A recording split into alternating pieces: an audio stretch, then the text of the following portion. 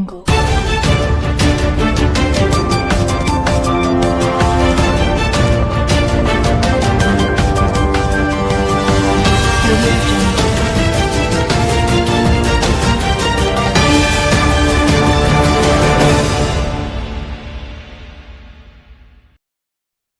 కర్నూలు జిల్లా కమ్మెర గ్రామంలో 3 రోజుల కిందట టికెట్ లేకుండా గుడి ప్రవేశించిన కారణంగా చాకలి కులస్తులైన అయిన గణేష్, చంద్రకళ, మౌనికలపై అదే గ్రామానికి సర్పంచ్గా తుకారాం రెడ్డి, సతీష్ రెడ్డి, శ్రీనివాస్ రెడ్డి, మధురెడ్డి, ఈ రెడ్డిగాన్ల వర్గం అంతా రాయలేని భాషలతో బూతులు తిడుతూ దురహంకారంతో అతి కీలకంగా భయోగంధంగా దాడి చేశారు. మరియు 2 నెలల పసికందు అని చూడకుండా చంపేసి 2 కార్లతో దురహంకారంతో సంఘటనకి బీసీ, ఎస్సీ, ఎస్టీ మరియు జేఏసీ తీవ్రంగా ఖండిస్తూ వెంటనే నిందితులపై మర్డర్ కేసు నమోదు చేయాలని, వెంటనే అరెస్టు చేయాలని డిమాండ్ చేస్తూ ఈ మాదేపూర్ మండల్ మరియు భూపాలపల్లి జయశంకర్ జిల్లా రజక సంఘం తరఫున ప్రత్యేకంగా డిమాండ్ చేస్తున్నాం.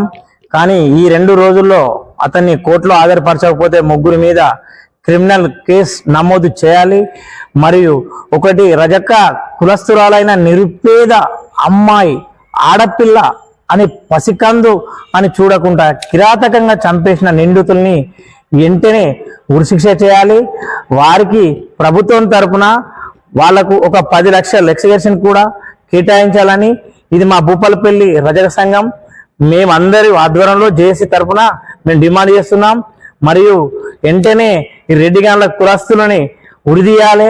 ఉరితీయని ఎడల మేము రాష్ట్ర వ్యాప్తంగా నిరసనలు వ్యక్తం చేస్తూ రోడ్డు మీద కూర్చోడానికి కూడా మేము వెనుక మాకు అండదండలు బీసీ ఉన్నది, బీసీ బిడ్డ అని చెప్పుకోవడానికి ఇవాళ మా రజకులకు ఎలాంటి రక్షణ లేదు.